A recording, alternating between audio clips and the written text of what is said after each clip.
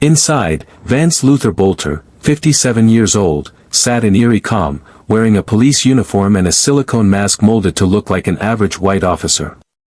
The mask gave him a blank, soulless appearance, emotionless, inhuman. He had prepared for this for months. In his small rented garage, he had rehearsed putting on the uniform, drawing his gun, reciting fake credentials. His mind buzzed not with nerves, but with conviction. He checked the list on his lap, laminated, highlighted, and blood-red at the edges, 70 names, each marked with labels: pro-choice advocate, federal gun control sponsor, leftist figurehead. He wasn't just killing, he believed he was cleansing the system, conducting a revolution. His first target, Senator John Hoffman. He gripped the wheel tighter, whispered a prayer not to a god but to justice, and drove into darkness. Senator Hoffman's household had just begun to stir when the knock came. Yvette Hoffman, still in her robe, cautiously approached the front door. It was an ordinary Wednesday. She had planned to make coffee, read the newspaper, prepare for her Zoom meeting. The uniformed man outside looked official, calm, and said, "Police. Open up. Urgent matter." She cracked the door open. What followed was a storm of violence. Without hesitation, Boelter raised his gun and fired. The shots were surgical. John Hoffman took 9 bullets, Yvette 8, as she instinctively shielded their daughter with her body. Blood sprayed the cream-colored hallway walls. Their teenage daughter, screaming, grabbed her phone and dialed 911, but her voice trembled into static. Neighbors would later recount hearing nothing, only the sudden roar of an engine as Boelter sped away.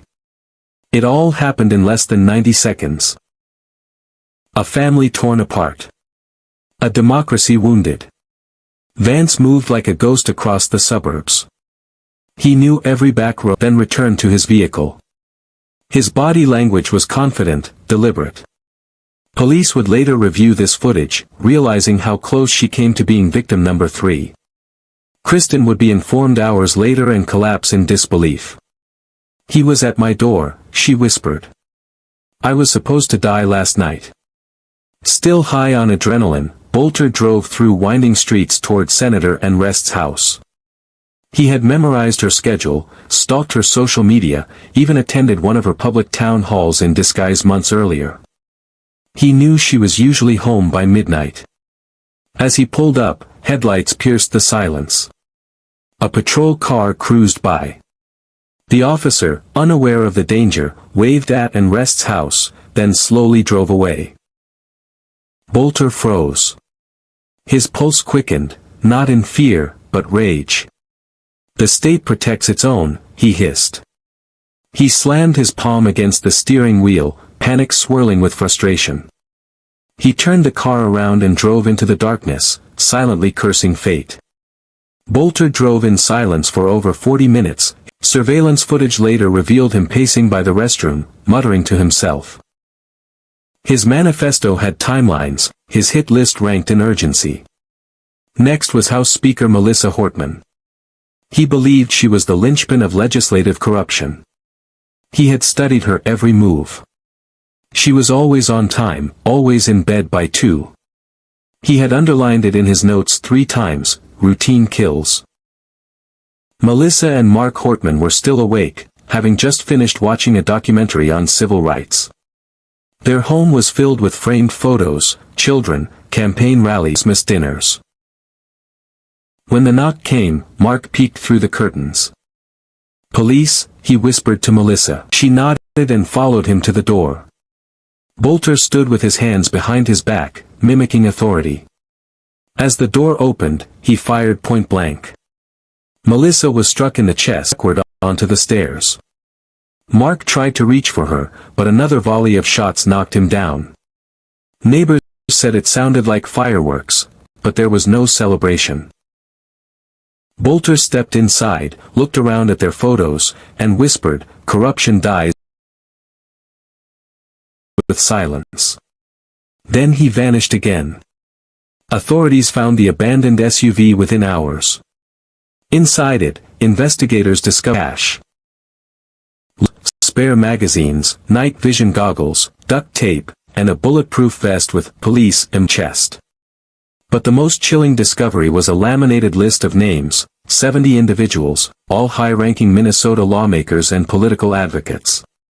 Each name had a red or green star. Red for urgent targets. Green for possible future phases.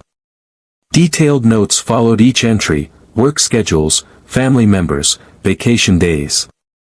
His manifesto, titled "No Kings, A Purge of Tyrants," contained rambling anti-government rants, biblical citations, and calls to arms. It was clear this wasn't an isolated spree, it was a calculated ideological crusade. Boelter ditched the SUV near a creek and hiked 2 miles to a parking lot where he had stashed a second getaway vehicle, a dusty Buick sedan purchased days earlier under a false name. From there, he zigzagged through small towns, paying cash for fuel, switching outfits at rest stops. Police helicopters, drones, and tactical teams spread across the region. A breakthrough came when a trail camera on private land near Green Isle captured a blurry image of a man with a rifle slung over his shoulder, heading toward a wooded ravine. The photo hit local news within hours. The public was warned, do not approach. Armed and dangerous. Panic began to ripple statewide.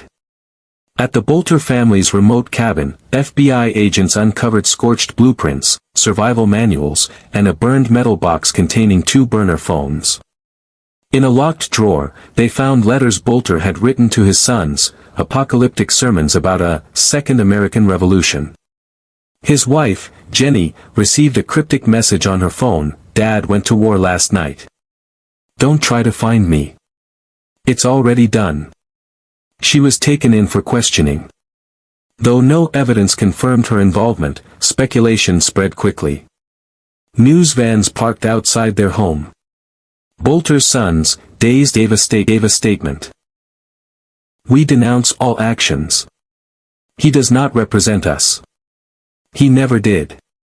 Their names would forever be tied to his. Years before the shootings, Boelter had worked for a medical transportation service, shuttling human remains between hospitals, morgues, and crematoriums. Co-workers recalled him as polite but disturbingly quiet. He often rode alone, preferring graveyard shifts. Once, during a training session, he reportedly said, "They don't argue when they're dead."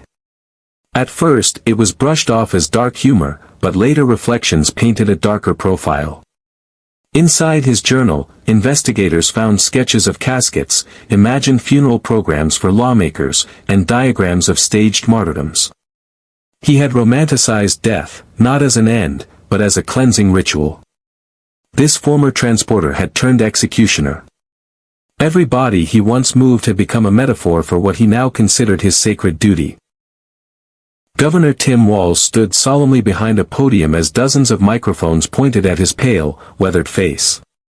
"This is not only an attack on individuals," he said, "it is an assault on democracy itself." News outlets around the country ran continuous coverage. "Lawmaker massacre plot," headlines screamed. A wave of dread swept across Minnesota. The capital was placed on partial lockdown. Several public events were canceled. Political discourse grew tense. Pro-choice and Democratic lawmakers were offered emergency security details. Some refused to leave their homes. On social media, extremists hailed Boelter as a patriot, while the majority mourned the victims and demanded justice. The fragile boundary between political passion and political violence had been shattered. It ended in eerie silence. On the evening of June 16, a thermal drone scanning a cornfield near Green Isle picked up an irregular heat signature. Tactical teams surrounded the area, moving slowly through the waist-high stalks. As the sun set behind them, a man was spotted crawling along a ditch, dressed in camouflage, holding a scoped rifle. Officers approached with caution. "Hands in the air," they commanded. Boelter obeyed without hesitation. He raised his hands, placed the rifle down, and remained still. Not a word was spoken. One officer later described the scene as anticlimactic but terrifying.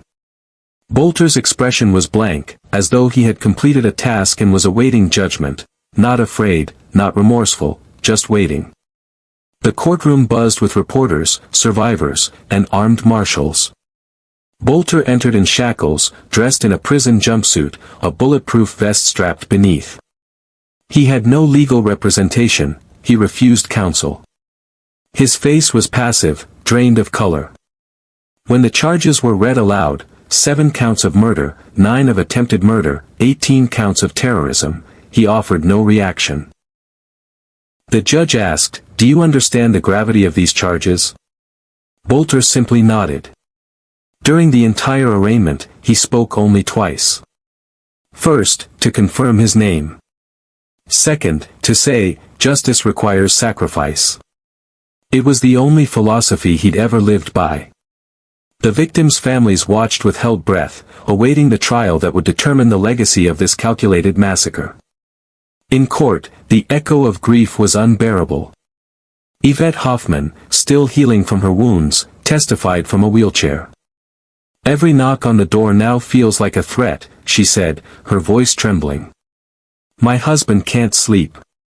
My daughter won't speak of that morning." Dozens of families stepped forward, recounting fear, sleepless nights, broken trust.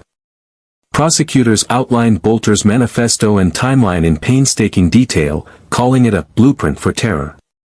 The defense, despite Boelter's refusal, was court-appointed and called for psychological evaluation. But mental health experts agreed. He was not delusional, just radicalized. It was not insanity. It was ideology turned violent.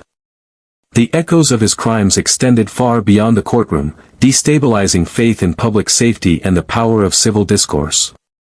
Psychiatrists, FBI profilers, and journalists dissected his past. Boelter had once been a quiet father, Sunday school volunteer, and small business operator.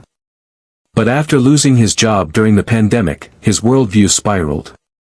He fell into online echo chambers, absorbing conspiracy theories and radical manifestos. He began posting cryptic messages: corruption must be excised. Where laws fail, the blade must act. The mask he wore was symbolic. He didn't just hide his face, he believed he had transcended identity. He saw himself as a messenger of divine retribution. Every bullet fired was, in his mind, an act of judgment. Every politician targeted was a false prophet. His mind had fractured, not through trauma, but belief. The most dangerous kind. The final verdict came on a rainy afternoon. Boelter was sentenced to life in prison without parole. No chance of appeal. No final address.